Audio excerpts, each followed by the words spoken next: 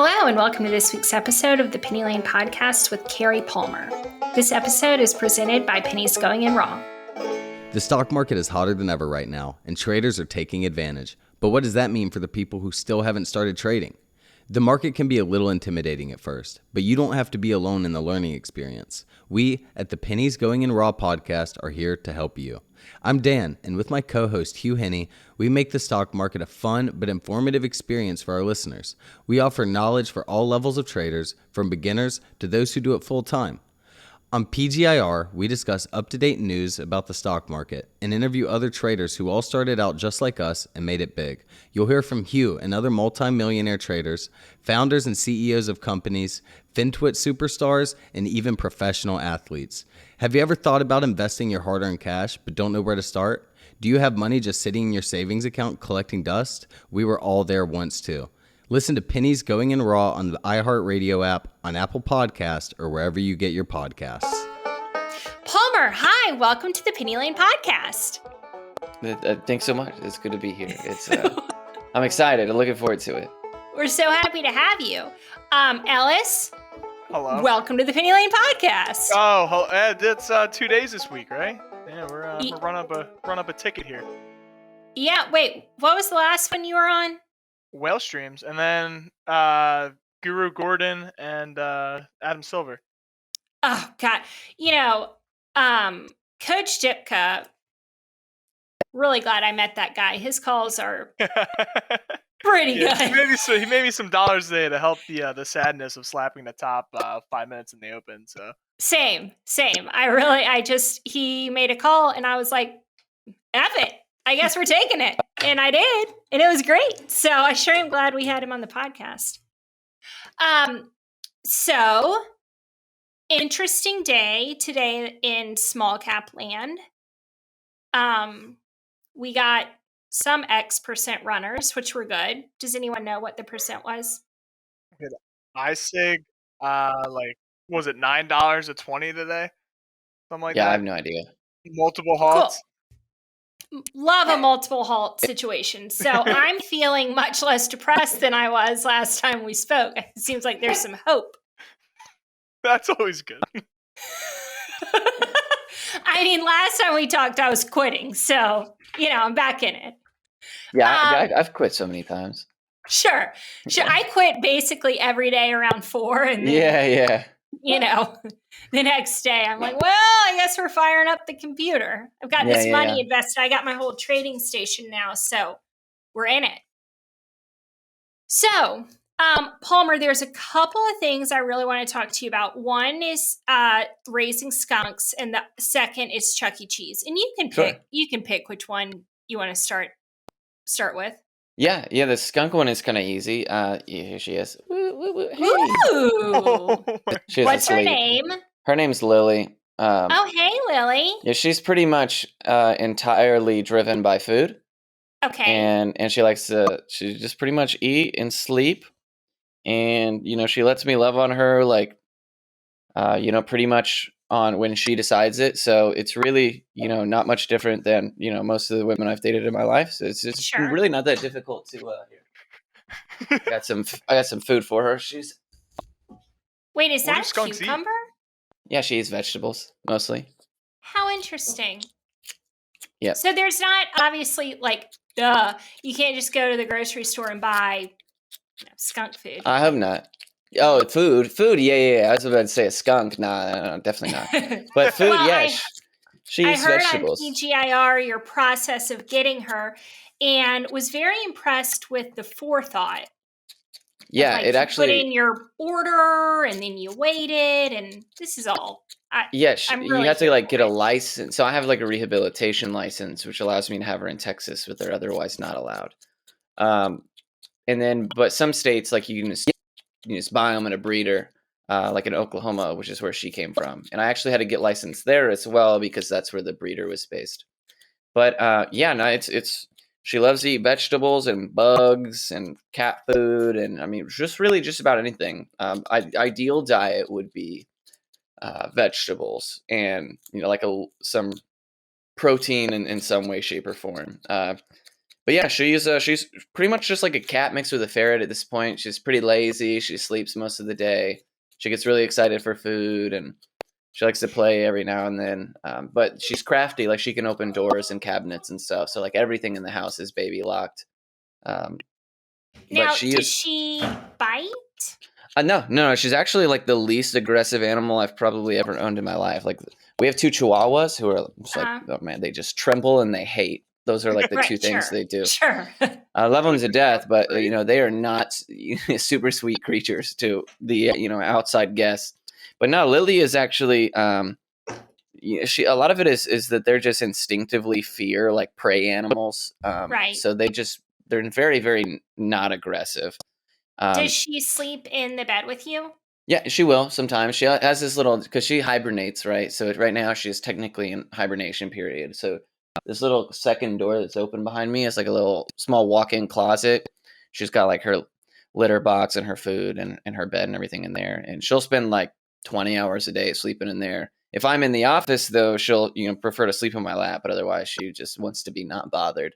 And the cats can't get to her in there and mess with her. So nice. Speaking of animals, hold 1 second. yeah, no worries. That's it, Lila. I don't have any more food. You ate it all. Come on, in or out.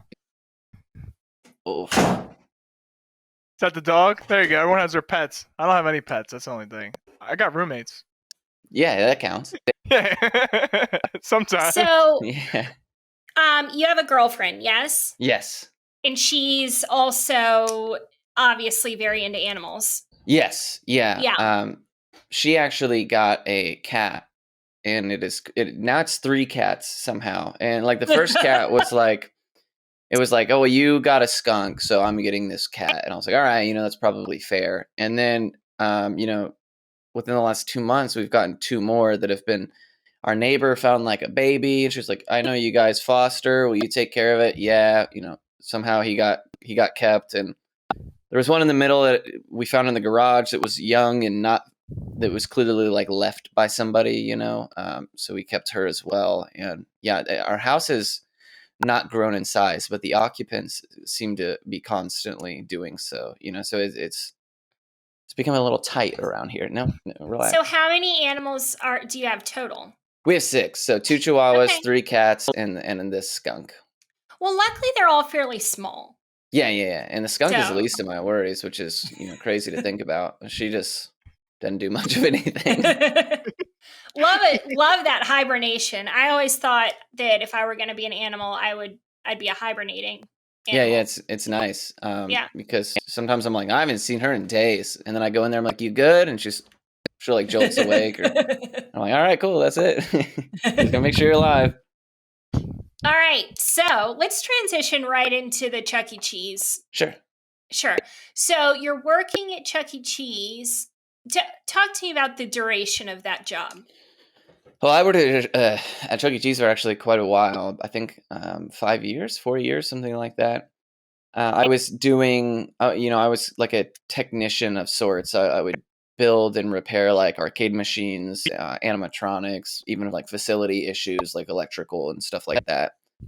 So kind of a in-house handyman in a sense, which was cool because, I got to listen to podcasts or, whatever music on my headphones while I was, fixing things and doing electrical work and stuff like that. So it wasn't, I wasn't like a Chuck E. Cheese glorified babysitter type situation, which is what a lot of the staff ultimately turns into at times.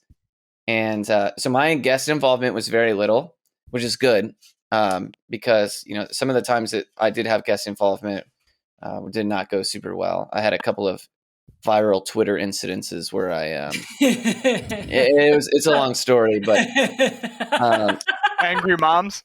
Yeah. So one was like a lady trying to turn in a coupon that it turned into like this big viral thing that I got in trouble for.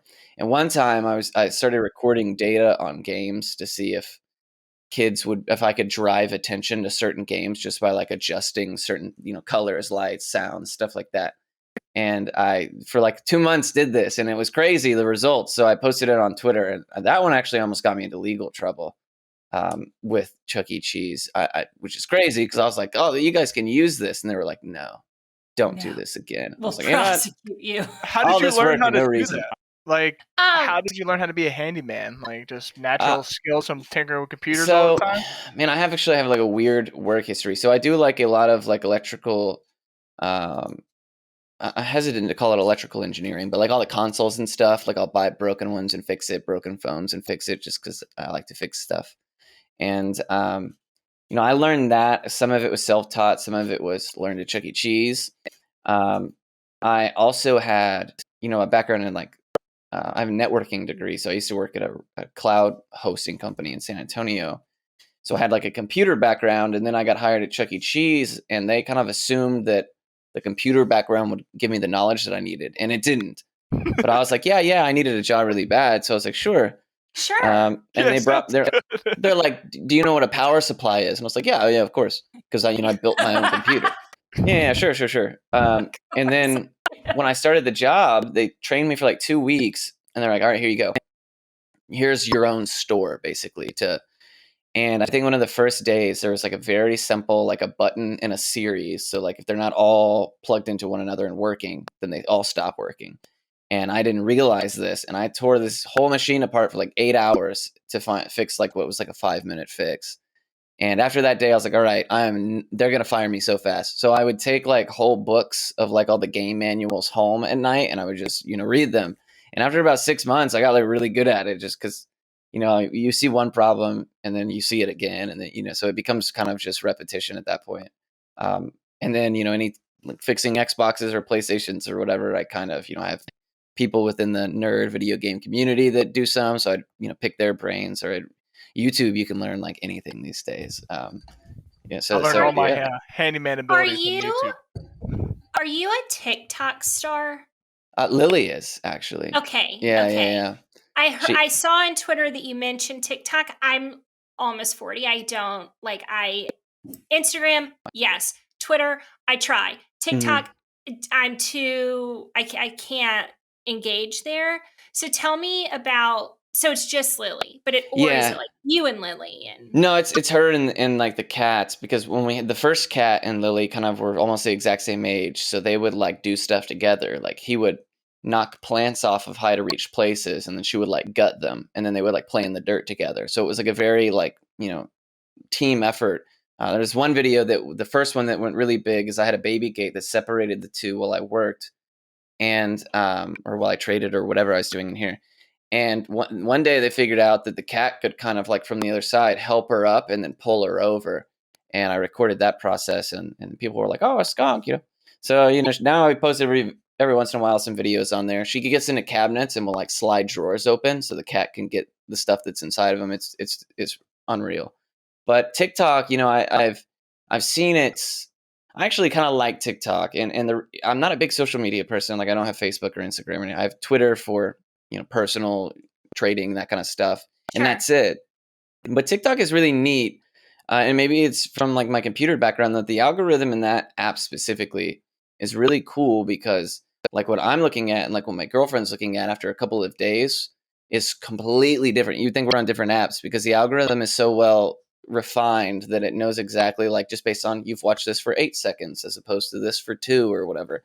So mine is like all music and some pets, whereas my girlfriend's is like very like drama and like my man cheated on me. And sometimes it's so bad that I'm like, do I need to be like concerned or something? Because like, I know it tailors like what you're interested in, and I'm starting to feel like a little nervous.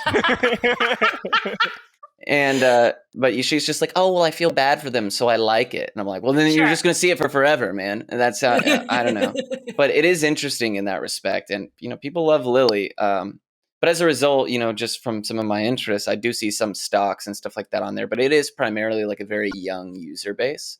And even like the stocks and stuff like that, it's more often than not like a 19-year-old who's like, hey, I'm a millionaire and buy Safe Moon and you can be too or whatever. And I'm like, oh, yikes. Buy my course. That's a famous one too.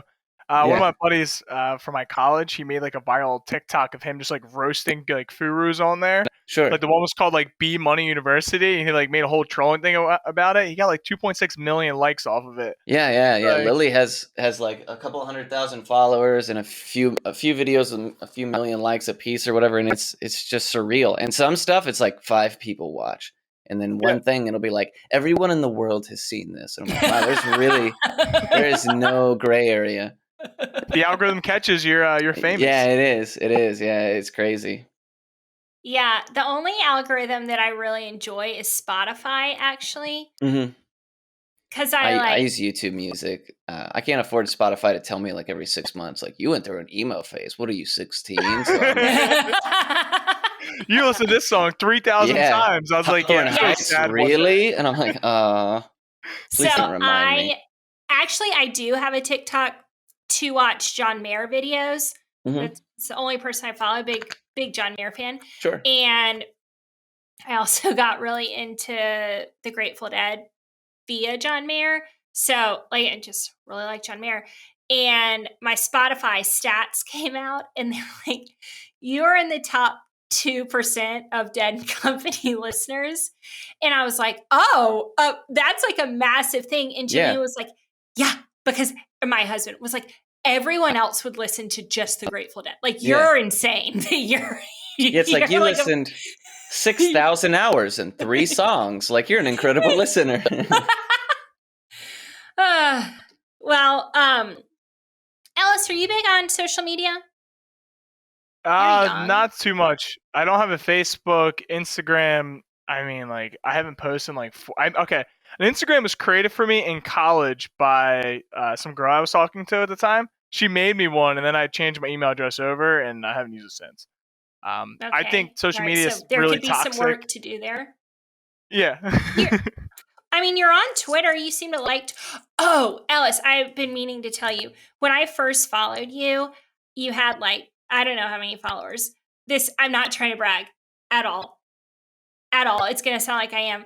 But you were like, I was like, God, he has so many followers. Like, I wonder if he'll ever even like talk to me. You have more than me now. I have more than you now. I'm not big on like followers. I know a lot of people that like follower accounts and all that get into their head.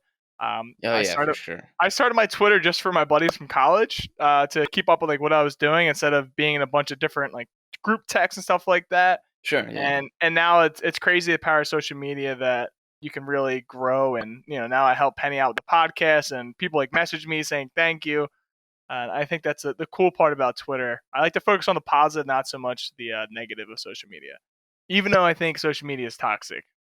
Yeah, I agree with you for sure in that respect. Well, I for sure think Twitter got you this place on this podcast.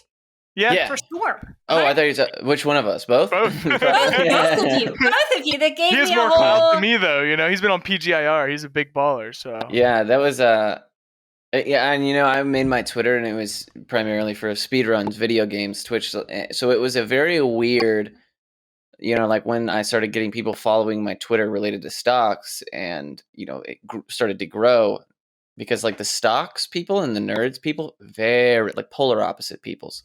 So I've recently had to make one for like just my, nerd friends and stuff like that, which is okay. But because, politically or, and all those kinds of ideas, very polar opposite. Sure. And I find that even I am a bit separated from like what is the commonplace of like, the political spectrum of FinTwit. So, I try to keep it to myself. Every once in a while, I indulge, and it's usually a ton of fun, mostly. But it's weird because that was like, as it started to grow, I'm like, oh, what am I supposed to do? Like, this wasn't what it was for. And people are like, tweet plays, tell me how to do. And I was like, oh no. This is, oh no, what did I start? You guys think this one, here's a good example. This guy, he tags me and Zach Morris and PJ Matlock and some of these incredibly talented, big baller, big, money spending traders. He tags them, and he tags Donald Trump, and he tags me, and he's like, pump this stock for me. And I was like, how much money do you think I have, dude? I was working at Chuckey Cheese 6 months ago. Like, I was like, I'll buy 5 shares just like Wish, but like, that's the best I can do for you, dude. I mean, just For because the I'm viewers interested. that didn't experience it, he does own 5 shares of Wish. I do. Yeah. If it goes to Yeah. 69, that's gonna, That's a couple doing hundred all right there. right, Yeah. I like how humble you are. You remind me of some of my gamer friends who just kind of like chill and don't really care about like the clout or anything like that. Yeah, I mean, I have like a 12-year-old Kia Soul, right? It has like the paint peeling off of it. I'm like, whatever. I haven't bought clothes in years. I'm wearing 2 multicolored like socks right now, and I see people who are like A rollies. real like Steve Jobs kind of vibe going. Oh yeah, well, Yeah. maybe. If you just You had, look like my well, IT I mean, guy. with what you're wearing, if you just had like a little turtleneck, and I mean, you could wear that every day. Yeah, this is actually name brand. Yeah, Woo. Gap. This is a Gap hoodie. I think I'm wearing a Favor shirt I got out of Goodwill. like if you work at Favor, they give you these shirts, I guess. It's like a little fake tuxedo, right? Nice. But it's nice and soft, so I got, I don't know. No private planes for you? No, I buy clothes at Goodwill sometimes still, so, it's just, I'm not How picky. old are you? I'm 28. 28. Mhm. Did you go to college? I did, yeah. I got a networking degree, and most of it was done through UT, and then I finished it in the Dallas area. Cool. Yeah, but I don't use it, and I feel like you wasted a lot. My parents were military, so fortunately, I didn't have to expose myself to like the world of debt and stuff like that, because the military ponied up a certain amount of it, and I feel like maybe I wasted the government's money a little bit, just because I see the spectrum of what is like careers and stuff now, and college degrees don't really hold the same weight that they used to. And a lot of people have gotten past the, like, I've decided when I'm 18 that this is what I want to do for the rest of my life, and I don't care if I hate it or whatever, I'm going to do it. I quickly realized, was like, if I'm miserable, man, forget it. Goodwill's not expensive. Oh God, I have a history degree. Nice, but I feel like Yeah, a college education though, like, I don't know, I just think it makes you a more well-rounded person. That's the way I look at a college degree. Like, to me, a degree, like what you actually study doesn't matter. I think it's that you made it through those 4 years and you graduated. Sure. I have a lot of friends who went to school for like 6 or 7 years and still haven't graduated. So they're still there, but I think it's important. Yeah, career students. Yeah, one of my best friends is like that. Yeah. But now, like, these 18-year-olds want to be like, I want to trade. Like, school's dumb. I'm like, no. Careful. Okay. Yeah. Stay in school, and then when you make some money, then go trade. Yeah, I left Chuckey Cheese on good terms. So exactly, you can always go back if you ever go to a full port and something doesn't work out. Yeah. If things ever get real bad for me, I know that, like, they'll be happy to have me back. I'll be back to cleaning up messes real fast. So selling data on Twitter of how the machine works. Yeah. Did you? Yeah, HR will not be pleased with that return, but make a burner, dude. It'll be all right. Did you have you guys ever seen, I'm sure you're too young, Don't Tell Mom the Babysitter's Dead? Yeah. I had it on VHS, actually. Same. Yeah. You know the boyfriend that works the clown dog delivery? Yeah. Yeah. And you know how he just like always goes around with a couple extra clown dogs, like they run out of money and he brings over the clown dogs? Yeah. Did you bring a lot of pizza home?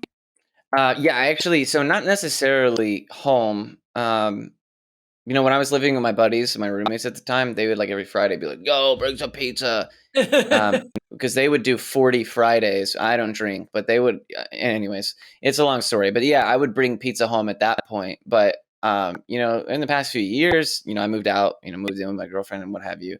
And, we are very like, we don't eat cheese. We don't eat, all that stuff here. Yeah. So I would eat it every day for lunch, though. I'm lactose intolerant, but I got built a resistance to it, I like to think. Sure. And man, I love Chuckey Cheese pizza. And one day I was craving it real bad, and this is like a month ago. So I was like, oh, I'm gonna go back. I'm gonna get one, and I ate it literally in my car on the drive home, living my best life, windows down. And when I got home, I was like, I can never do that again, dude. I'm feeling very ill. I am hurt. Yes, I am not well. Yeah, but it's free pizza.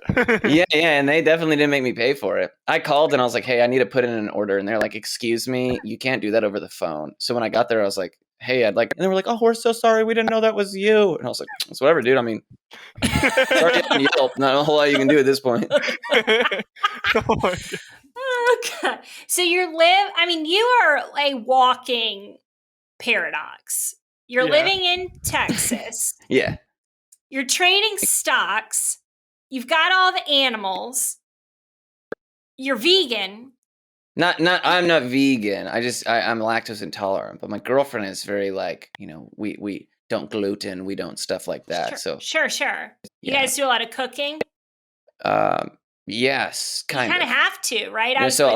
I actually, during the day, I will drive my car to Brahms. I don't know if you guys know what that is. It's like a fast food restaurant. Dude, so it's big in Oklahoma where my girlfriend's from, and her family's always been like, oh, it's trash, don't go there. But we have one near my house here in Dallas, and I was like, you know what, I'm gonna try it out. I get there, 5 burgers, like actual regular sized burgers for $6. They call it the bag of burgers. It's the greatest deal I've ever heard. So like every day for lunch, I go and I get 5 burgers, and I'll have 3 for lunch, and I'll save 2, and that way in the middle of the night, I'll be like, I'll pop those bad boys in the air fryer. Yeah, I mean, that $6 goes a long way. Yeah, you're like eating them, give a little to the skunk. Them. Our dogs are on like a much higher price diet than I am. Like they have like kidney food and gastrointestinal stuff, and I'm like, this is an old burger I bought 5 hours ago. But I have to ask. Air fryers, though. And the air fryers are amazing. I push that bad boy to the limit sometimes. It can do just about anything. Oh God, you're funny. Yeah, you are an Thanks, interesting guys. individual, but I think your personality is why you're successful when it comes to trading, right? You're very much like, you don't really give a shit. Like, you just do you. I think you work at Chuck E. Cheese long enough and you lose a piece of you. No, you die a little bit born like inside. this. Come on. Yeah. But yeah, I don't know. I have, so kind of a quick backstory. So I was or I still am technically a drug addict, right? So I was addicted from like 13 to 19. Oh, I'm so glad you're telling this because I just recently stopped drinking and I really wanted to get into that, but I didn't want to press. So yeah. And it's crazy though, right? And I think that, because people all the time would be like, oh man, how do you, humble and things like this. And part of me thinks it's because like I went through that, OD'd a couple times, went through a lot of rehabs, jail a few times, like from 13 to 19, like lived a lot of life, right? And things got like super awful. You became a drug addict at 13? Yeah, so I had I know you can't tell because like I have an incredible jawbone, but I got like a ton of facial reconstruction surgery because I got bit by a dog when I was 12, like my best buddies. The guy I actually live with who asked me to bring pizza on 40 Friday. But still my best friends. But their dog, when we were young, we were playing in the backyard in tents, like we were camping or whatever. And, some guys came and rattled our tent to spook us, like our other friends. And the dog bit me and it like separated like my lip from my gums. It ripped a hole in my face, all this stuff. So I got like 100 and something stitches and it was like a whole but every 6 months or so, they would have to touch it up because I was growing and my skin would stretch and what have you. So I was on like a constant supply of like, opiates. Sure. And that was kind of, I get into high school. I find that like, I could just buy these anytime I want. And that was kind of like what led to, trying just about everything that existed I could find. But so did you get into heroin then? Yeah. When I was late into it, just because it's a lot cheaper and a bit harder hitting. I'm terrified of needles, so I could never do it in that fashion. But still dabbled in it. I went to multiple rehabs and stuff like that. And I think that a bit of the humility comes from because, like, fortunately, and I'm not shy about this, is my mom and my dad were upper middle class, like decent financially. We weren't wealthy or anything, but like they had some money that a lot of the people that I experienced in jails and rehabs didn't have, right? Like a lot of those people come from a lesser background, if you will. And I think that a lot of it came from like I went to like 8 rehabs before one finally stuck or whatever. Sure. And, I watched a lot of people who were like good people who deserved just, as many do-overs who just couldn't afford to do so. And like, vast majority of them are like no longer around.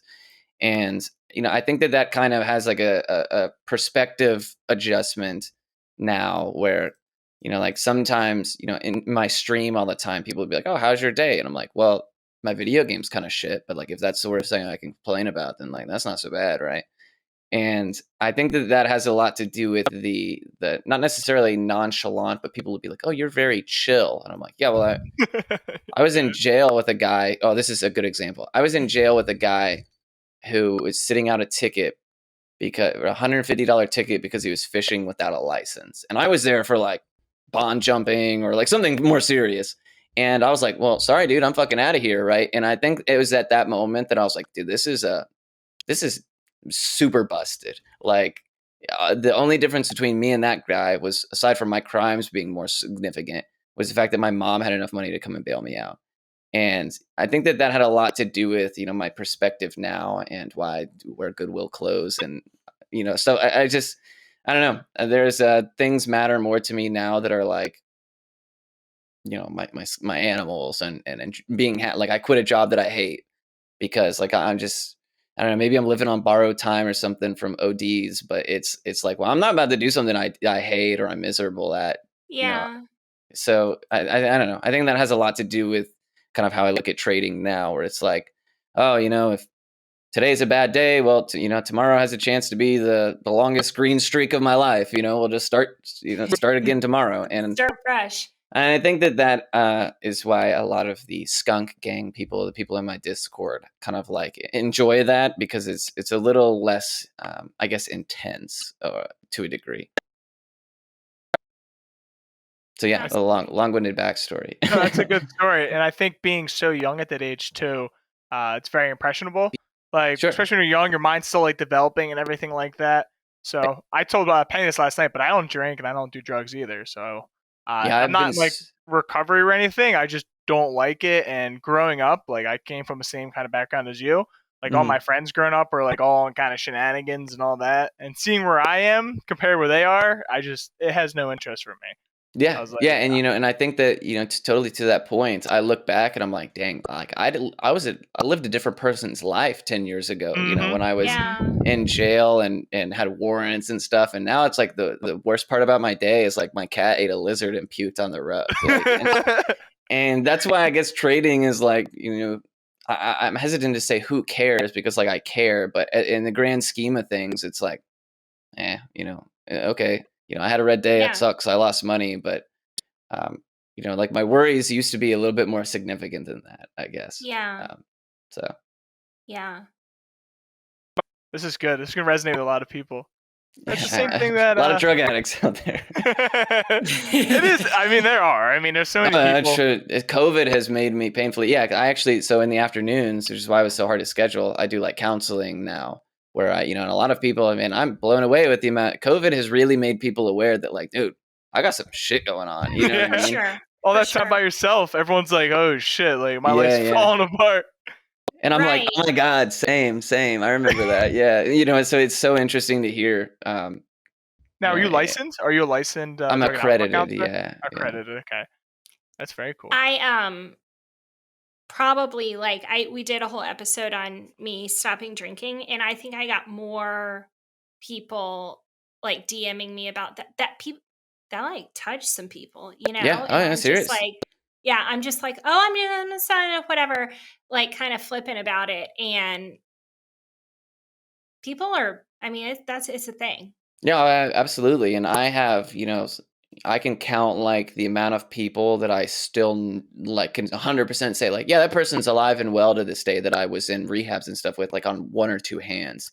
And I think that's kind of like why it hits people so bad because, you're, on stocks, I gamble $500 on Apple, but when you're on an insane drinking binge or something, it's like, I might not make it home today. You know what I mean? Or like, and that stuff, I don't know. It's just when stocks and like bad stuff happens, or I'm upset about how the days or whatever going, it's just easier to to understand like the lack of significance, because like you mentioned, there are people every day that struggle with, you know, addiction and alcohol and stuff. And if you would have told me when I was in my first year of recovery or abstinence or however you'd like to refer to it, that like, dude, in 9 years, you'll be quitting a job at Chuckey Cheese to go trade stocks. And I'm like, I don't even know what stocks are, bro. Like, and I would have been like, and I don't think about drugs like 24/7. No, not at all. Like now I'm like, the funniest thing is like, we got Meow-Awana catnip and it like looks like weed. And I was like, whoa, this is so funny. And like, but now people are like, hey, have you heard of this? And I'm like, no. I'm like, oh my God. No, I haven't. I'm old. This is amazing. I actually, going kind of back to that, there's someone that I like DM with throughout the day, just like, how's your trading going? We're actually just, I'm at liberty to say this. We're doing a manifestation challenge. So we check in a lot because we're doing a 30-day manifestation challenge. And I had said to him, like, oh, I quit drinking. And I'm at the point now, it's been 4 months, and I'm trying to decide if there's any way to like incorporate it back, or if I could like put guardrails up or whatever, which I know is not going to work. But, you know, I feel like you got to like kind of test this, whatever. Was kind of going through my thoughts on it.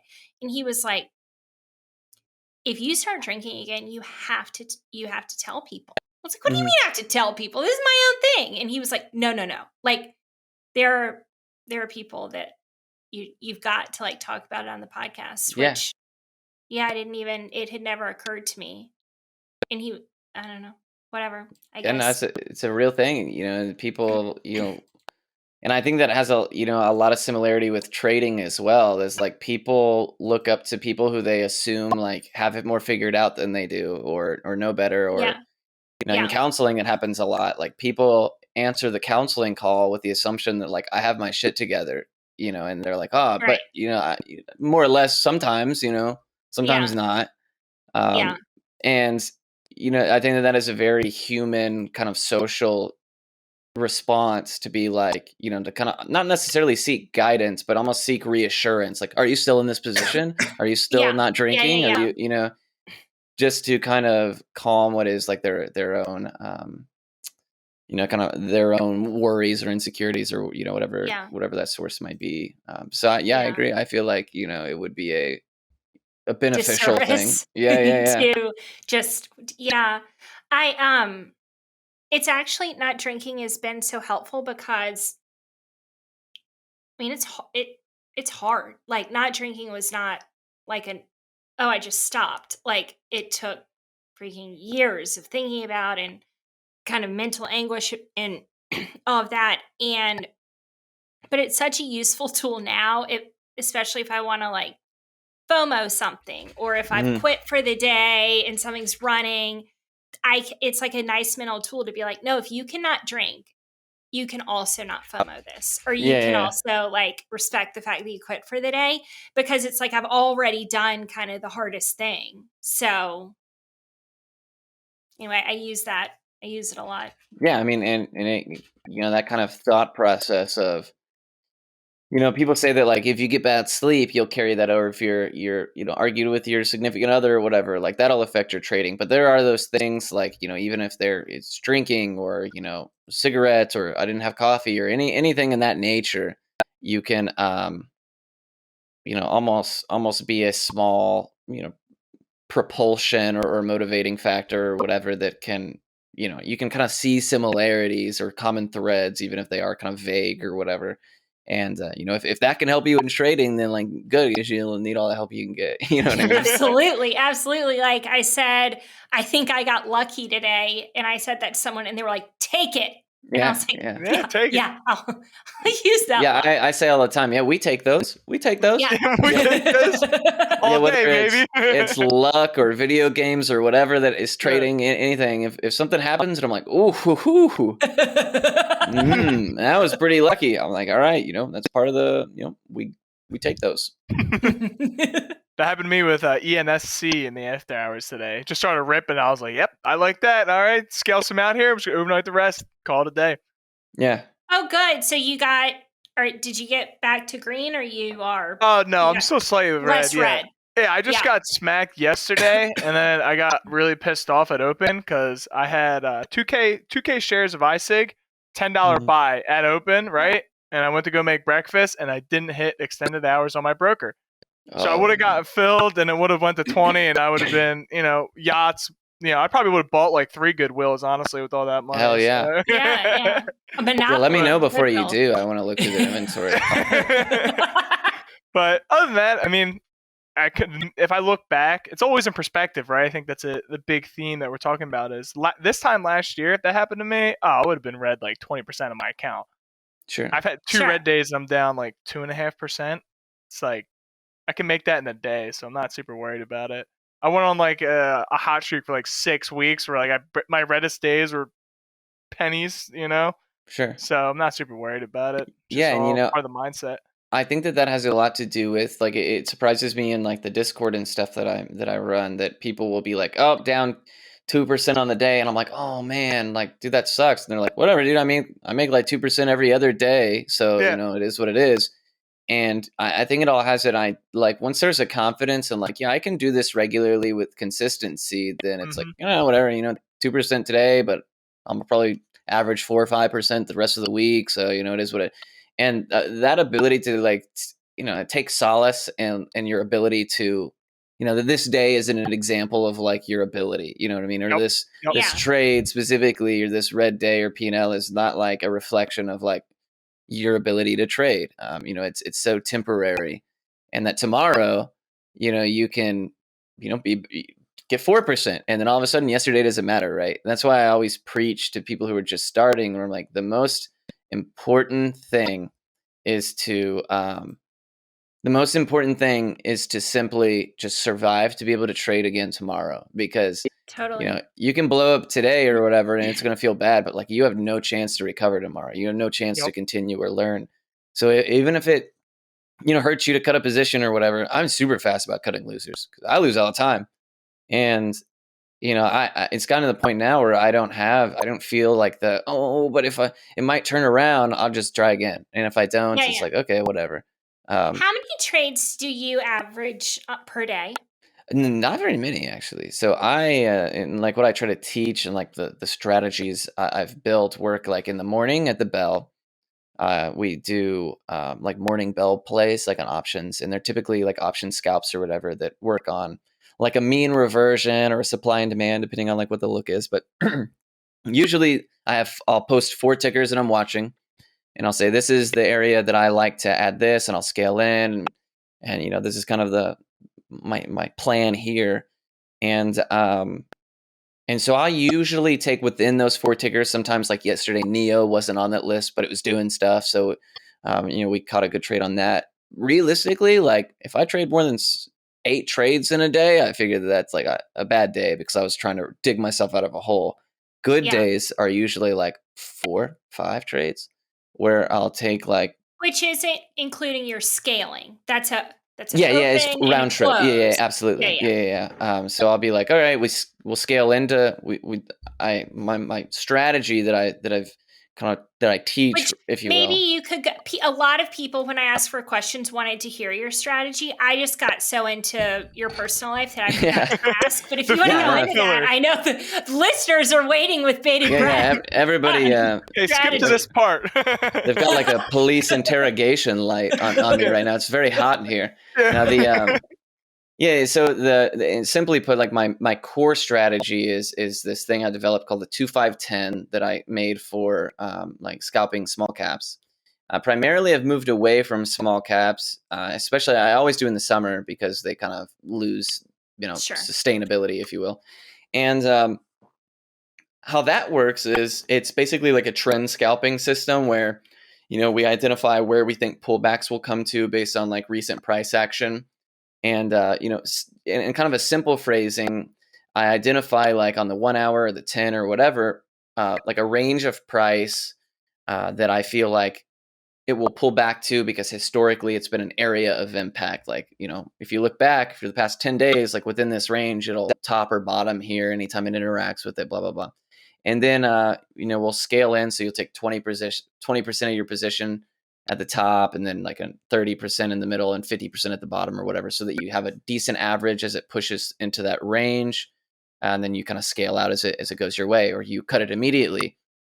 And so that strategy kind of came around because like I tried so many on YouTube and stuff for so long, or people in Atlas who were good profitable traders trying to teach me what they knew, and it just didn't work for me. Or I was struggling to find like make it click, if you will. And so over time I was like, all right, well, I just want to trade with a trend. And I tried that for a while, and it got to a point where one day I was trading Tesla, and I looked at it and I was like, oh, I know it's going to pull back to there. But I was like, well, I can't wait though, because I would need to be in it now in case it doesn't. And then it pulled back to there, and I was like, son of a bitch, I literally knew that. Like I said that to myself. So I was like, all right, that is, let's say that I missed it and it went without me because I thought it was going to pull back to there and it didn't. It's like, okay, well, I didn't lose money. Whereas I lost money because I got in way early.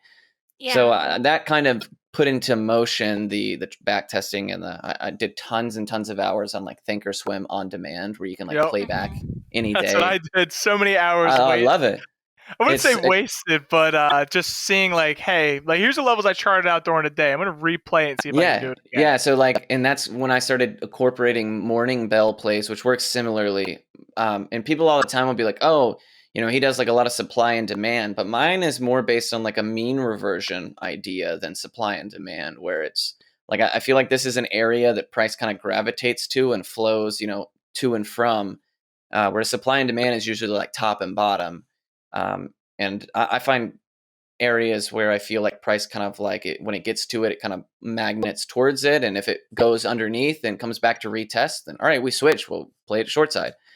So we, in the Skunk King Discord, we always talk about like switching bias really quickly, never being set on a bias, because if we find an area of impact and price says, okay, from this impact, we're going downwards. All right, well, that's what it's doing. There's no reason to be stuck on it doing something else, like it's telling us, and the morning bells kind of based on the 2510, which is kind of the core of most of how that kind of came to be, is a similar process. Like, all right, I think it'll pull back to here, or I think it'll have an impact in this area. And then once it's there, we can assess like direction, we can scale in, however we need. So I'll trade like the first 30 minutes to the hour of the open, and usually I'm done. Sometimes I don't even make it that long. And then I come back at the end of the day and I do a lot of overnights based on a couple of strategies, a swing and like an overnight strategy with verticals that I kind of came up with. And then occasionally I'll do the quote unquote FURU Killer that everybody always You're famous for it. Yeah. What is that? Should So I it's done research before interviewing you? I should know. Yeah, I'm a little bit insulted. So I did my research. I have like 6,000 Twitter followers. So it's rude that you don't know that. It is a strategy that's kind of based on like people on Twitter. I don't like to use the word pump because there's a lot of people with lots of followers who don't have any ill will when they're like, I like this stock, and I avoid dramatics in that respect as much as possible. It's not my thing. But what happens is whoever it might be with Kramer even, you know what I mean? Like they talk about a stock. You're short Kramer? Oh, sometimes. I mean, that's pretty lucrative. But so anytime there's like Twitter chatter about one name, like AHT, Wish, CEI, BBIG, I did. These are all by one multiples, person. Just people on Twitter, and I'll be like, oh, people are really jazzed about this one. I'm stoked. Yeah, so then it goes up, and my method, and I try to teach this to all the people that I trade with, or that listen to me in my group and I teach or whatever, is to not ever just try to guess tops or bottoms of stuff. I hate that because I like to make sure that like based on what I'm seeing, I feel like my probability is better than a coin flip, because like I don't like coin flips. Because you might flip a coin 100 times and you might be like 50-50 at the end of it, but you might take 6 heads in a row along that 100 or whatever. And like, sometimes you can't survive that, like depending on, if 6 red trades, you might not live to see the 6 tails you get in a row, Yeah. So I try to make sure my probability is better than a coin flip. And the FURU Killer, it works like once it peaks, like CFVI was a good example yesterday. So I wait for it to peak. And then I draw about a 50% retracement. And I say, all right, this is kind of that 50% level. And then I look to them and I say, all right, next tomorrow, if it pops again and fails to create a lower or a higher high, a new high, then we know that it's this is us figuring out it's establishing backside. And once the backside's established, then we can take our position. Sure, we might not get in at the top, but like I'm not about to guess the top on like DWAC or something, right? Like that's a good way to just get murdered. Slaughtered. So like DWAC, we took an amazing short on its first run up. One guy did like crazy well on puts or whatever, way better than I did. And but it was not as worrisome because that 50% retracement, we wait for it that second day where it hasn't created a new high. We wait for it. If it closes at or below that retracement, we take our position, usually a starter size, and then we'll confirmation of thesis the next day. If it continues to work how we expect, we'll add in a little bit more. And then our stop will just be that retracement.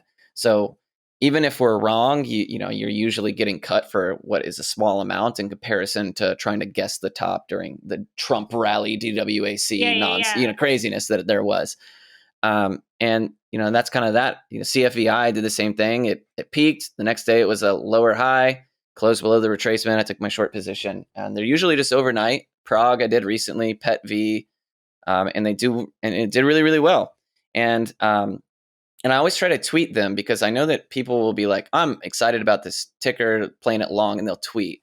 So I always try to tweet like, hey, I'm thinking I'm taking this short. And sometimes people are like, well, you're an idiot or you're a piece of crap or whatever. And I'm like, yeah, that is what it is. Because every once in a while, I'll get somebody who's like, hey, man, I closed when you said that and you saved me a lot of money. Thanks so much. And I'm like, so that one guy is who I will tweet those, because that feels nice. And I'm not out here trying to be like, I'm going to take, your money, or I'm, going to, thanks for paying me, idiots, or whatever. It's just the same as if you're going along. I that is one thing that I really press to the people that listen to me, is that like, don't ever think that, long or short is better than the other, because like when I pay my electric bill, like that money works all the same. And, they don't go, oh, did you short this? Sorry, buddy, your lights are getting shut off. You're a piece of crap, right? Like they're like, all right, yes, thank you for paying your bill. And, if that's how it has to happen, that's how it has to happen. It's a money-making opportunity. And like, I think that's what separates like a lot of the, Zach Morris's and PJ and all these guys that like, I look up to and are incredible traders. If I short something of them, they don't come at me like, wow, dude, seriously, you had the nerve to do that? Because, they're like, oh, right, I killed it on the way up. Fine. You can have your pennies in comparison on the way down. Right? And I think that's what's that mindset of understanding that it's like, it's an up and down world. And like, somebody, when you're selling, makes money or loses money. Like it's always another side of that transaction. Right. So I think that it matters less about, I think permabulls and stuff like that kind of cut themselves short, especially when you get to the options world, and puts are such a pertinent part of that. Yeah. The people in my Discord are like, dude, I'd never trade on red days before, but now some of them are my best days. And I'm like, red days are the best, dude, especially as it kicks ass. Yeah. I have two questions. Absolutely. First one is, what broker do you use? So I use Webull now, and you can sign up at my referral link at WEBULL. No, I use Webull. I used Thinkorswim for a while. I was trading for a firm for a while, and they had their own proprietary like dashboard and brokerage or execution platform. I used Lightspeed for a while. I used DOS, but I use Webull now, and I really like it simply because like the UI is pretty simple and clean. It is a little shoddy sometimes on fills, which is kind of a bummer. Sure. Yeah. Like I know a lot of people who are like, yeah, commission-free brokerages can do no wrong or whatever, but there is an element of sometimes where I'm like, well, I definitely got screwed on that one.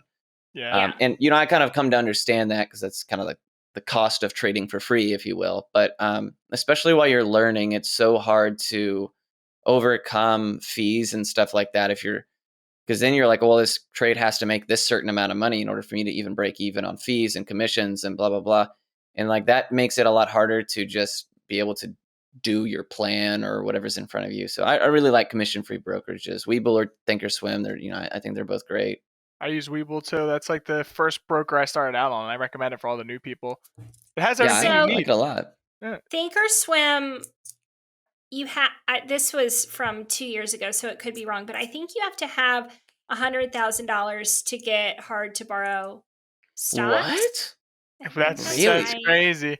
Webull, I Yeah. think it's like 2K or something like that. I think it's like 1,200.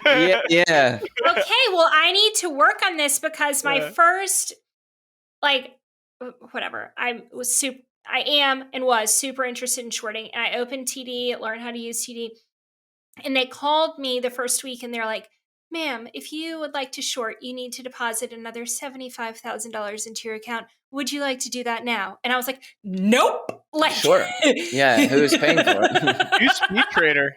Someone was messaging me today about Speed Trader, about how their fees are absolutely incredible and their fills are pretty good too. So Yes, Webull, I do like Webull, which is not uncommon from even when I was at the firm, it worked similarly in structure. But and I try to explain this to people who are unfamiliar with shorting. But let's say that you have 25,000 in your account, and you're taking hypothetically you're full porting it, which I don't recommend. So all of a sudden you're negative 20, or you're at zero because right. But if price goes up, well, in order to buy back, you need to have 26K. You know what I mean? Because it price. And so Webull and brokerages obviously won't let you just play on house money like that. So they'll usually say that like you can, on hard to borrow and Webull, you can use up to 60% of your capital and have or 30% margin cushion is usually pretty common. That way, if it does go against you, which is natural, you're not like, oh, I'm negative money now. You know what I mean? And but that's not uncommon. Sometimes there's like on real hard to borrow stuff, you'll pay like a 7% fee on when you sell. But because mine are primarily exclusively like overnights or short-term swings, as I expect things to come down, I size bigger, and they're not a day trade, right? Like I'm not making $100 or whatever. I hope. at least 125, man. Yeah. I have a strict $150 cutoff. No, but like my biggest trades have been these shorts. Like they have made more money by themselves than like tons of other stuff, and it's almost surreal because I'm like, wow, that is a crazy number I'm looking at, and because I don't have a bazillion dollars or whatever. Like I know like a lot of FURUs and fin Twitters, which is nothing against them. They've earned it or they have it. However, it doesn't bother me, but it's interesting to see, especially like when I was trading behind a basketball machine at Chuckey Cheese, and I was like, yeah, $60. Yes. Yeah. You know what I mean? And now I'm like, wow, $9,000 on a CFVI overnight. That's nutty. And then today I, traded and made like $600 on the day. And I'm like, that's a good day. So it's all relative to kind of like the situation or the strategy or the type of play. Swings generally will, make more and take longer than your average scalp. And so once you have an understanding of like that relative difference, it makes it a little easier to kind of, first of all, let the plays work, but also to not be like, oh my God, $900. All right, just close this out. That's a lot of money, right? Just everybody, they'll be like, hey, what are you at right now? And I'll post a picture and they'll be like, dude, close it. That's crazy. And I'm like, why? Like it's barely started. You know what I mean? And I sized like a lot in there to make $900. So, but yeah, that's the shorts. 7, kind of going back to the formula there or whatever. 7% is usually like I think we pretty average on Webull. Sometimes it's even more harsh, where it's like you can only use 20% of your account or whatever. Usually the more volatile things like DWAC. But if there's puts, then you can just do that, right? And it's like not a big deal. I like to do shares because sometimes like these, especially low floats, like in after hours, you might get murdered if you're short and you can't sell. Whereas Webull, after hours pre-market, you can do all that as well, which I think is important. Cool. Shorting's not as crazy as people make it sound. People they make it sound so terrifying. It's not. They trash shorts on Twitter. I'm like, well, you need shorts. Like the backside move set up for a 3-day play, right? That's one of my favorite setups is inside bar squeezes. We got a bunch coming tomorrow. Like on the daily, you mean? Yeah, on the daily. So like you need that backside move. All the shorts get out. All the greedy, like I guess we'll call them amateur shorts, stay in, think it's going to zero, and you squeeze them on the third day. Like it's just need them. And I took a 10% move on CFEI, and I was stoked, and then it rocketed today, and I was like, sucks for anybody who's still in that, Yeah. That really sucks. It's a classic example of just massive squeezes. Like shorts are just tripping over themselves trying to get out. It's like. Yeah, and then there's some things like GME and AMC and some things like I won't even bother with. I'm like, oh yeah, right, dude, I'm not touching that. No. I don't care what the chart. Tesla. Somebody's like, dude, Tesla's printing FURU Killer. I was like, no, it's not. Don't look at that. Okay. No, it's not. And scalp it for you out of your mind? Yeah. Elon's gonna tweet something. You get that's like low float level. I'm scared. I'm terrified of Tesla, bro. But yeah, you're right. Sorry. I don't mean to interrupt, but just one thing to that point is like you can set stop losses, you can manage risk, you can do all of that on the short side the same way you can do it to the long side. And I know people have this idea of like your risk is unlimited when you're shorting because it can go up infinitely, but it's really not, right? Like you don't, I hope, treat it any different than a long position. I risk 1% or whatever the same, I would anywhere else. So, it's just for anybody who's interested, it doesn't have to be that scary if you just kind of pay attention to how you do it. Fascinating. We need to talk more about shorting on the podcast, Ellis. Okay, I short stuff all the time. Your ratings might go down. People don't like shorts, but they really don't, man. It's funny because like I know a lot of big name traders, and like I'm literally talking to them today. I'm like, yeah, I'm shorting this, I'm shorting this, I'm shorting this. I'm like, you guys short? And they're like, dude, all the time. You have to. It's all part of the game. If nothing's moving, just short stuff that no one's talking about. Just get a couple of low volume ticks, close the flush, and off you go. There's a couple $100 right there. Yeah, and I feel like things flush a lot faster. Backsides happen like a lot faster than things to the upside, right? Because people panic and they get out and it rug pulls, especially small caps, which is why that strategy works so well there. Because you have people on Twitter who are like, yeah, this is great, and then that's why you wait for the next day to not have a higher high. And people realize, we're not going straight up anymore. And then they get out. And some people get out, makes others get out, and it goes real fast. And then it rips another day. But then I don't care. I'm like, whatever. Yeah. And then maybe we'll do it again. We'll just keep watching it. So, and that's why, I think that I try to be very present and like, what am I currently seeing? That's why I don't do like, tomorrow I'm predicting these stocks are going to move tomorrow. Because I don't care. I'm just going to wake up at 8 or whatever, and I'm going to look at what is already moving based on Apple, whatever, AMD, and then all right, that's what I'm going to play. Like there's no reason for me to try to guess it yesterday if it's just going to happen for me tomorrow, and then I can just pay attention to that because I try to get rid of guessing and coin flips and all that stuff as much as I can. It's all about having an edge. And I tell people like this video game thing all the time where it's like, I never at any point when I'm telling my warrior to step up 5 spaces and make an attack, like while he's doing that, I'm never like, oh God, how's this going to go? Like he's either going to hit him and I'm like, cool, that worked out, or he's going to miss. And I'm like, all right, well, in the future, I have to figure out how to succeed in that situation. And, the way that I do that is by, not trying to, guess or speculate or stuff like that. You build watch lists and people are like, hey, you called these yesterday and nothing happened. Okay. Like whatever, that's why I just don't bother. Yeah. And, so the options that we play or the names, however you want to play them, that we play in the bell are usually like in pre-market, got a good volume. Yep. It's mostly exclusively large caps these days because options are a little bit more readily available there. But do you try to snipe them at open? Like, do you set like orders using like? No, I won't do bids before time. Okay. We'll average into them kind of as they go. Because I set zones, though, it might be 5 minutes before it makes it to where that area is, and then we can kind of slowly just average into it nicely. I used to snipe them at open. That's how I made my name in Sapphire. Dude, I used to call it the Ellis Shuffle, and I remember a couple times I hit Amazon to the penny, filled me 10 seconds in the open, and just started ripping. Sometimes that works, and I did that for a while. Like when Tesla had its crazy run, like if it was red at the bell, like dipping, I would buy it to the long side. If it was going up immediately, I would buy it to the downside. And then I found that like sometimes it goes up and up and up a while, and I'm like, oh, come on, man. So now the way that I do it, it's at least a little bit more controlled, which I like. I don't. The anxiety wears me out, and I have way less anxiety after not doing that anymore, though. I wait until 15 minutes in the open because like I paid so much money on IV like on the open before. I just don't touch it anymore. I just wait, see where it's gonna go. Palmer, is your room a paid room? It is, yes. It is, yes. Okay. How do you feel about that?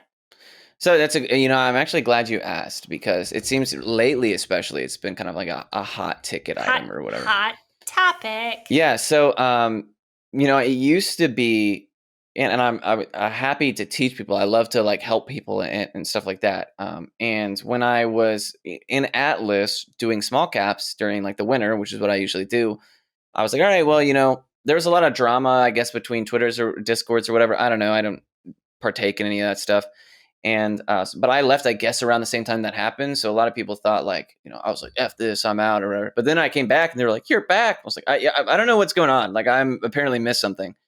But anyway, so as I left, a lot of people were contacting me and they're like, hey, where can we keep up with you? And I was like, oh, I'm streaming on Twitch or whatever. But then it quickly became like, so many people were watching and so many people were messaging me. And I was like, I'm sorry. And I don't, I'm just responding to the most recent people. And some people get frustrated. So I was like, I'm going to do just this small room of people, cap it at 10, 20 people. Like it's right now, I think I have like, full transparency, like 25 people or whatever. And it's like $100 a month or whatever.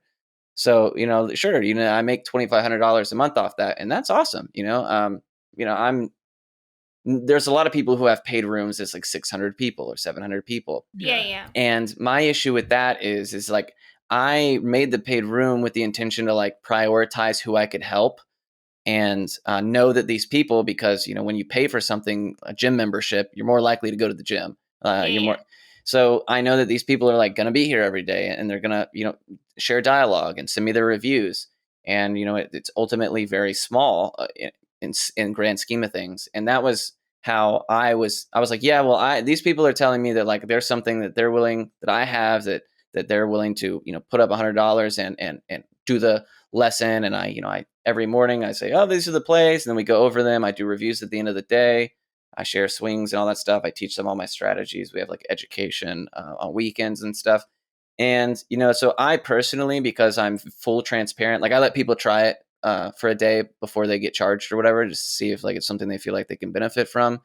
And I think that a lot of the paid rooms and the paid services and all that, it all comes down to like, is it what it claims it is? Like, is it transparent about, I go on Twitter and when I post this is how I did today, I say, this is how I did. And this is like what the move's peak was, because a lot of people will be like, called this in the room when 1,000%. And it's like, yeah, but I traded 80% of that, right? Because I paper handed or something.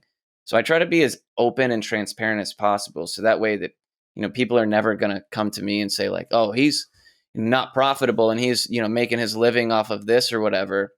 Because at any time they can for free come into the room and see how it works, or, message me and I can say, yeah, here's pictures, or ask the people that are in there. And I think by having it small and prioritizing you're not just following what I'm telling you, you're learning. Like most of the people in there make their own plays. There's one guy in there who makes more money than me by a lot. And I'm like, hey man,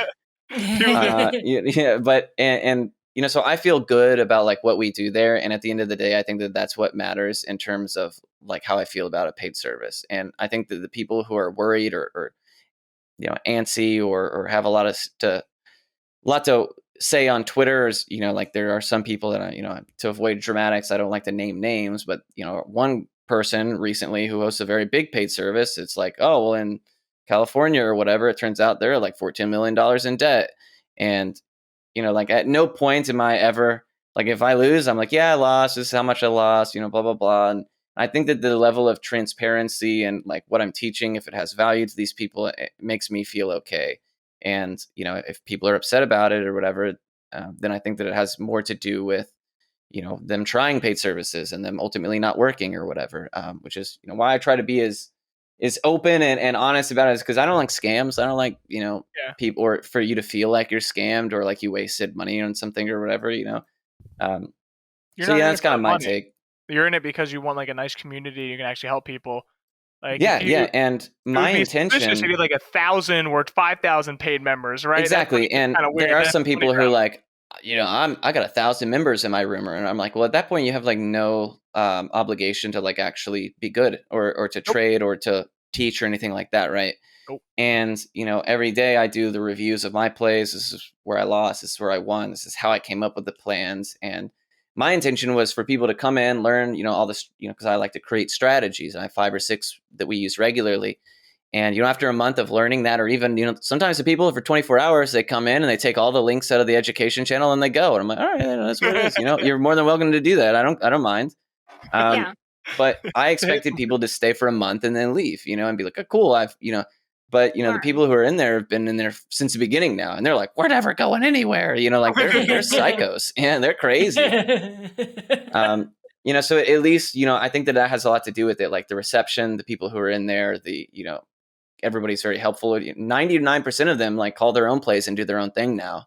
And they're like, hey, did you check out Neo? And I'm like, no, I didn't look at Neo at all. And, so that makes me feel, really good to see that, like somebody's like, I was down 2% today, but I'm up 100% on the year or something. I'm like, wow, that's incredible. And I had a small part to, play in that makes me feel pretty good about it. Yeah. So yeah, hopefully I know that was a little bit long-winded, but no. It is a big topic lately. It's a big topic for sure. Yeah, everyone's freaking out about the paid rooms. To me, I don't really care. Like people ask me if I would ever go paid. I'm like, I'm still learning. I don't think I'm at the level where I feel comfortable people paying me. I'm so glad you said that, because I always tell people like, you need to, I don't want new people to come in, give me $100 and sit in here for a month and think that that's going to make them a good trader or whatever. I want people who are already kind of been trading for a while, who feel like, okay, if I add these tools, I can benefit. I don't want you to come in here thinking like this is the difference between you being successful or not, because there's so much more to it than, like you can take my calls or whatever, but if you don't know why or how to scale or exit or like what the ideas are, because you're still in the infancy stage and you're learning and improving in just execution and definitions and ideas and stuff, then like you're not going to be able to, like, I don't want your $100 because like you're still learning. Like you're not at the part where you can look at this and benefit from like what takes place here. And that's why I let people try for 24 hours. The vast majority of people will see how we play stuff in the morning and be like, hey, it's, option scalping's not really for me. I'm like, I don't care, man. Have a bet. I hope you, wherever you find your vibe, dude, I hope you do well. And, because at the end of the day, like, if they join and they're like, oh, hell yeah, I'm about this. I like how this is going, then cool. It can help you. But if it's like not your style or strategy or whatever, then like you don't have any business trying to make something that's not going to work for you. So at least you can for a day or so like figure out if that criteria is met. So yeah, I don't know. It is a hot topic thing, and I think that there's more of them. But and the last thing I'll say on this is like unusual whales or trade ideas. Like these are all paid services that you use and you feel good about using because you feel like, this is the benefit I gain from paying like this cost a month or whatever. Right. And if you perceive like the rooms the same way, then I think that I think that you can kind of come to an understanding that there's some of them out there are really good. And, I know a few people who run like really good educational ones. And if you feel like, it's a trade ideas worth of money or unusual whales or whatever, then great, and if you don't, no harm, no foul, it's not for everybody, or you do your own thing. And I think that the Twitter dramatics kind of, I find that Twitter is very dramatic on red days, and I'm like, everybody's just mad for no reason. Yeah. Question for you, Palmer. Where are the Bears from last week? I thought we were seeing SPY 400, like I love that shit, man. 388, and now it's like, they all had calls and they're all in the green, up 1,000%. I was like, I don't know. So I follow like a good deal of people who were like only short-sighted traders. Actually, when I was in a slump and I was not doing well, there was a guy I found online because he traded for a firm and he would post his reviews on TraderView, and I would comment on them and be like, dude, please contact me. I need to know how you're doing this. And I talked to him a little bit, and he's actually the one who turned me on to like mean reversion and stuff as an idea. So he played a pretty big part. Is that the 21 EMA kind of mean reversion? Not necessarily. It's more of like if I look to the 1 hour chart and I see like price going and then consolidating in a range or breaking below and retesting, like if there's a lot of impact within like a spread, then I'll treat that as like the moving average. Now I do use the 20 and the 200 like as like, it's bouncing off this or whatever. But that trader specifically, and him and a lot of those people, very, very talented, profitable traders, almost exclusively short. And then on the other side, I have like the Atlas, the retail guys who are very, Full long gang, bias. baby. and it's crazy because like when the market's red, the short guys are like, hell yeah, it's going to, it's crashing. I told y'all. And they act the same way that the other people act. They're the exact same type of people. It's so crazy. And I'm always like, what are you talking about? Like, who? They're like, oh, spies. This is it, guys. This is 2008. Just wait. And I'm like, oh my God. You follow Master Trader on Twitter? Every night he tweets out, he's like, Black Monday crash, Black Tuesday crash, like every single night. People don't realize it's a troll account. People like argue with him in the comments. Like, you loser, you called the crash last week. It didn't happen. And like, this guy just feeds off it. Like, he posts a spy chart and literally like Sharpies in a red candle, like all the way down to 100. And he's like, this is the crash. It's happening. Yeah, I love it when people are like, there's like a picture of a chart and they like draw what they think is going to be like the rest of it. They're like, oh, Elliot Wave says, I'm like, shut the hell up, dude. Nobody. Can we talk about Elliot Wave for a second? What is I don't know anything about it. There's like, if it peaks and then it's smaller and then it peaks again with the higher low. A goes to C, but then skips B, it goes to D. I'm like, yeah, like I found out. Trying to get us an Elliot Waves expert on here so I can. I don't want my brain to bleed. Dude. Yeah, let me know because I would like to listen to it. I found out in like algebra and calculus that when you start to mix letters with numbers, like I can't do it. I fall right off. So I don't know. I only do algebra. That's what I get paid to do all day. So, dude, I don't know anybody who's like an Elliott Wave specialist. I'm sure that they're out there. Because what works for you for sure. But dude, I see people like draw charts where they're like, this is what it's going to do tomorrow based on like Bitcoin, crypto, stuff like that. And I'm like, yeah, I'm not taking your word for it. I'm going to wait. And I'm gonna see, and sometimes they're right, sure, great, and sometimes they're not, and I'm like, I would just really cool, but I'm good. I'll wait. Yeah, and these people are like great, established traders in most cases, but sometimes it just do shit. Sometimes Pal shows up, and I'm like, oh, here we go, here we go, or they'll be like, hey, here's news or an offering or something, and everybody's like, wow, everything pointed to Wish going to 69, and I'm like, really? So I had puts. But that's kind of like the beauty of all the speculation and stuff, and it's exciting like that. But maybe it's the video games in me or something, but I'm so technical based that I'm like, well, the chart's telling me this. That's where I get my hunch, if you will. Sure.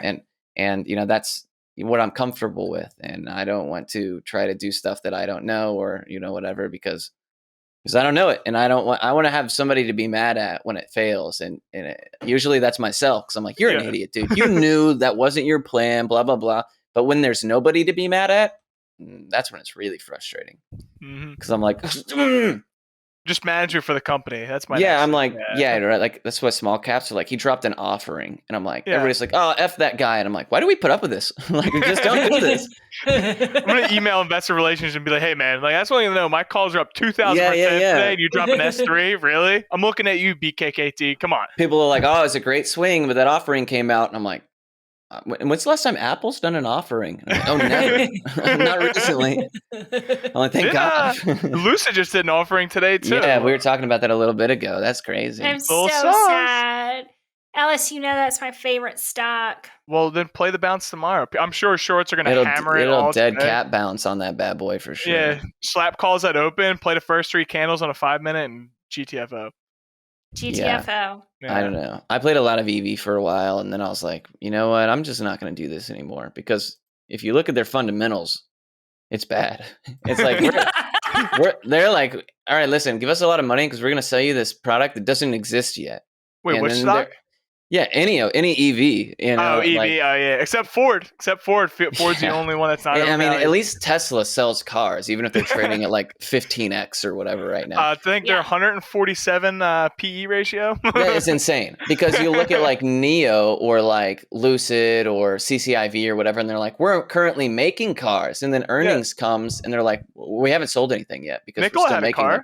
And people are like, well, the earnings is so bad. I'm like, well, it's because you gave money to a place that doesn't sell anything yet, man. Like, that's just, you have to be understanding Come on. They pushed a car down a hill. They had a car. And Nikola was some heat, bro. Yeah, Nikola was great. I wonder what Nikola's doing now that I think. I'm just kidding. Trevor Milton just cashed out, made a couple billion, and now chilling in his yacht. No, he's not in jail. I think what he did is legal. I remember there was some gray area about it, but welcome to the world of finance, my friend. Yeah. It's all gray area. That and what was the other ticker? Oh, ODT, Tang, the manager for that. Just like he dumped all of his shares, then did an offering, and then rebought the whole offering. Oh, sick. Like, oh, yeah. I forget the whole thing about it, but it was an interesting case study. Like ever since I started trading, I like to read those because there's so much tomfoolery, we'll say, in the small caps and sketchy EB companies. OTC is even worse, but yeah. Oh, I don't touch OTC. No.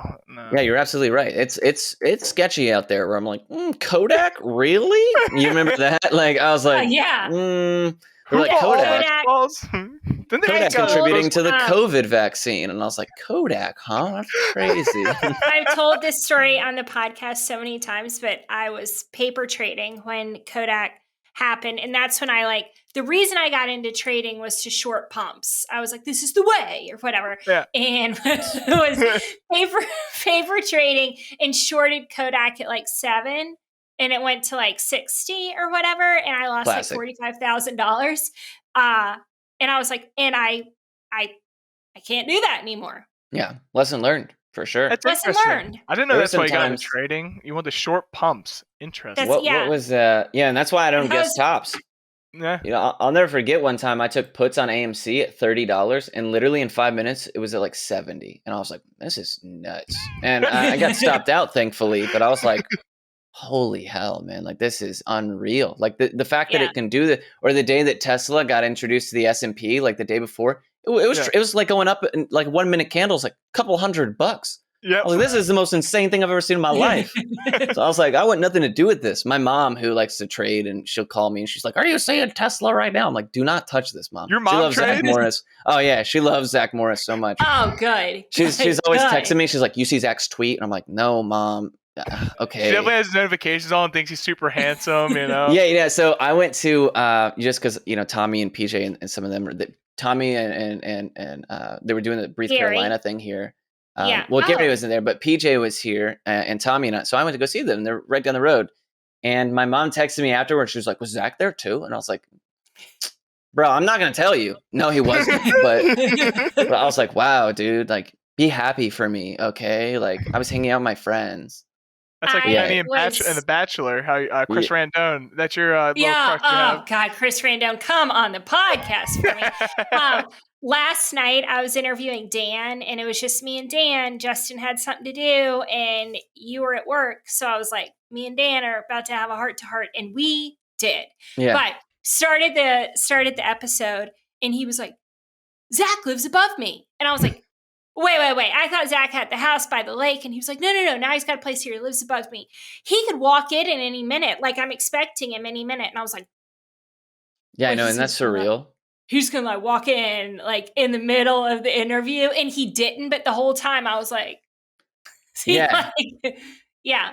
And people think because like I short their plays after they've had huge run-ups or whatever that I'm like, yeah, I'm getting them. I hate those dudes. But like if they retweet me, I'm like, oh my God, yes. Like I think they're the coolest guys in the world. So so sometimes it hurts my feelings a little bit when people are like, oh, you degenerate shorter or whatever. Like, you're just there's stuff people say about shorts. And I'm like, what? Yeah. Like, that's not anything different, man. I like these guys. I'm going to go hang out with them in a few days, and they don't care. Right. So like, I think that, that opened my eyes quite a bit when, like PGIR guys were like, where they're like, "Hey, do you want to come on the podcast?" And this is the day after like I shorted Prague or something that a good majority of them were playing.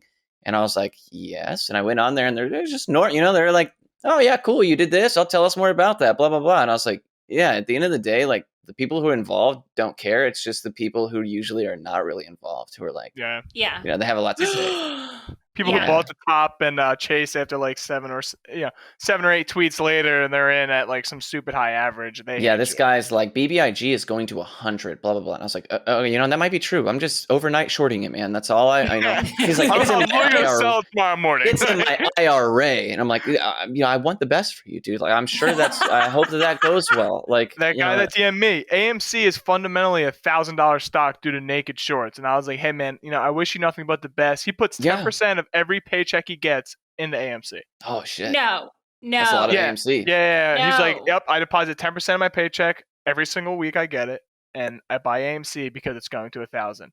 And I was like, hey man, like, I bought puts on it. I'm already out, and he's like, just like grilling me about it. And I was like, yeah, all the time. People do that to me. It's like, it's probably not going to go to 1,000, maybe 100 again, but 1,000, bit of a stretch. Yeah, it hurts even worse when like I shorted. I'm like, Wish is going from $12 to $7, and I shorted it, and it did. And I was like, look, and they're like, F you, and I was like, what more can I do? Like, but I was right. And they're like, we don't give a shit. You're a short. You were on the short side. We're long side. And I'm like, oh my god. Affects the actual price, right? The yeah, price also your puts you're not even like in the thing. Like puts, you're just like you're a separate. And 100 puts mean nothing to you. And it's funny. Yeah, I know, right? And I think that's why Zach when I'm like, I made $9,000, and Zach Morris is like, I pay $9,000 in commissions on every trade I pay. Because like, and that's why he doesn't care, because he's like, that's and that's why I'm like, these guys are so cool, bro. Like, what is huge and monumentous today? They're like, yeah, I spent more than that yesterday at the bar. And I'm like, oh my God, that's wild. But, and I think that, that's why they don't care, because, it's part of business and they do well on their own. So, like, okay, great. And I think it's the people who don't do well. I think it's the people who can't consistently do well and rely on like, okay, I didn't win this time. I can try again. And I think that there's something more deeply inside of that kind of idea. It is kind of a weird, a lot of people aren't going to understand speedrunning references, but when I speedrun games that first come out, one time there's this game that just came out and I beat it in like 5 minutes using like a trick that basically let me jump all the way to the end of the game from like the very beginning. And it was hilarious and I had a ton of fun.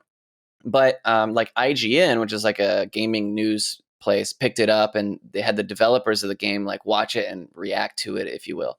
And people were like, this guy is playing the game wrong. Like, even though it has absolutely nothing to do with like their ability to play the game and, how impacting, the enjoyment they could have, like they were so furious that like, this is how I decided to spend my time. Right. And that has a lot offended. Exactly. And sometimes it happens in trading where I'm like, you guys are super upset with like what I'm deciding to do, but like, just do your own thing. Like if it has nothing to do with what you're doing, like, and if it does, then like maybe you need to figure out something because you're depending way too much on others for your happiness or your excitement or whatever it might be.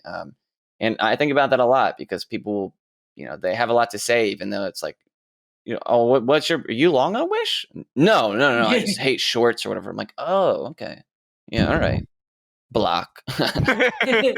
The other day, someone commented on my Twitter. People are generally like so kind to me on Twitter, and I'm lucky because I'm so sensitive I couldn't take it.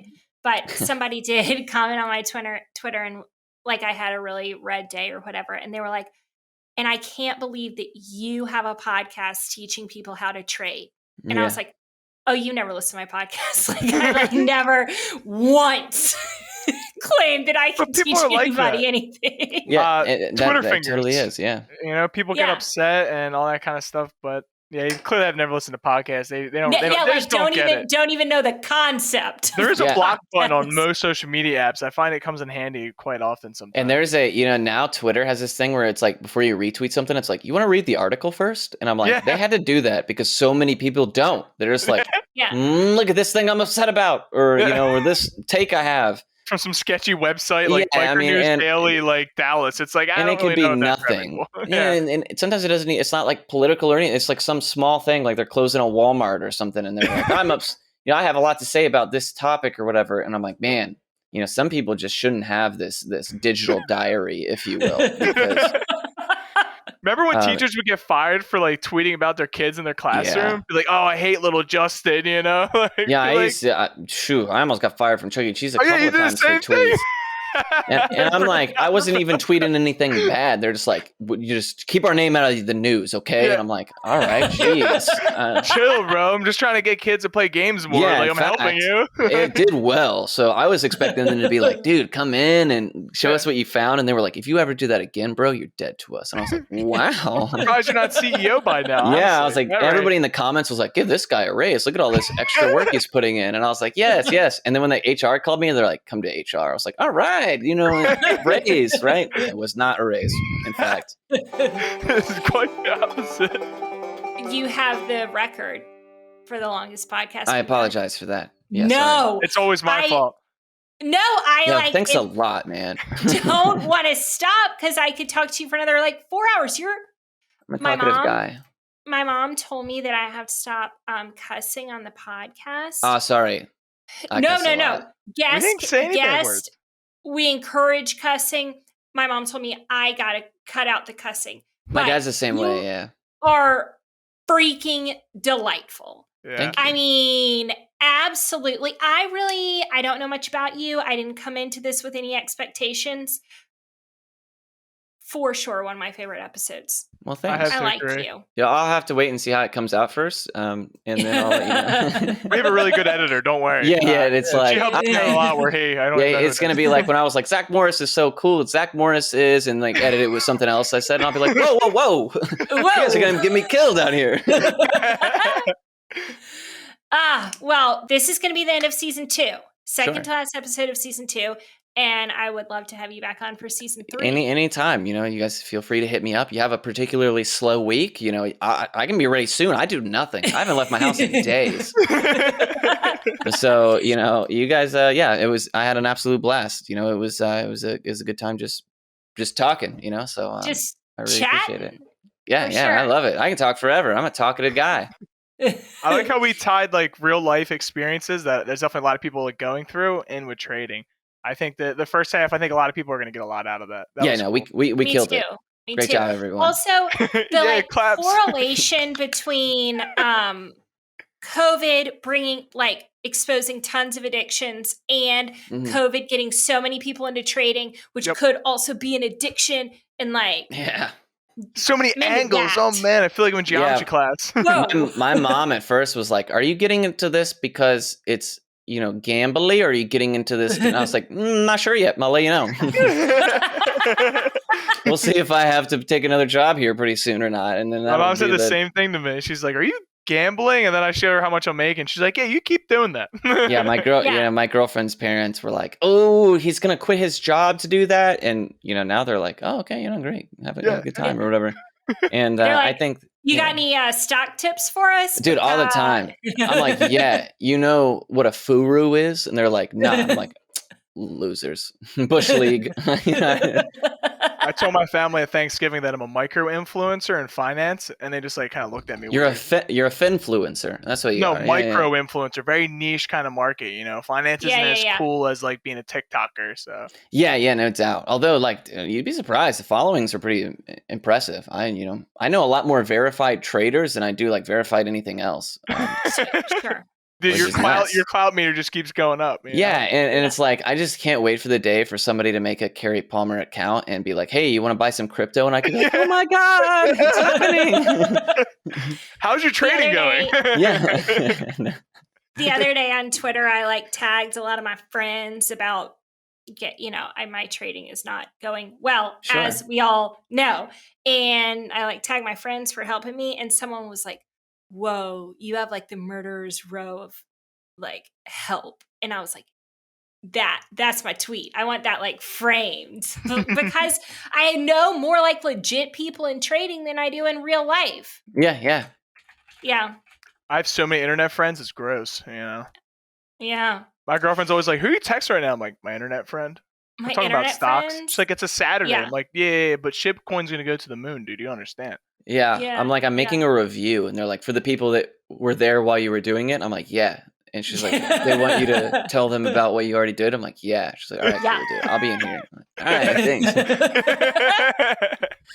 All right. On that, I'm gonna let you go. Sure. But only if you promise you'll come back. Yeah, absolutely. It was a blast. Maybe I'll have another skunk by then. Maybe not. But maybe we'll have more cats. I mean, that seems to be the trajectory. But yeah, absolutely. Anytime you guys want, I had a ton of fun. So I look forward to the inevitability of it. So. All right. Bye. Bye. Bye-bye. Thank you to our producer Joel Edwards and Chesley Lowe for the banjo music. Please subscribe, and share this on social media. We appreciate you guys. By accessing this podcast, you acknowledge that the Penny Lane podcast makes no warranty, guarantee, or representation as to the accuracy or sufficiency of the information featured in this podcast. The information, opinions, and recommendations presented in this podcast are for general information only, and any reliance on the information provided in this podcast is done at your own risk. This podcast should not be considered professional or financial advice. Unless specifically stated otherwise, the Penny Lane Podcast does not endorse, approve, recommend, or certify any information, product, process, service, or organization presented or mentioned in this podcast, and information from this podcast should not be referenced in any way to imply such approval or endorsement. The third-party materials or content of any third-party site referenced in this podcast do not necessarily reflect the opinions, standards, or policies of the Penny Lane Podcast. The Penny Lane Podcast assumes no responsibility or liability for the accuracy or completeness of the content contained in third-party materials or on third-party sites referenced in this podcast, or the compliance with applicable laws of such materials and/or links referenced herein.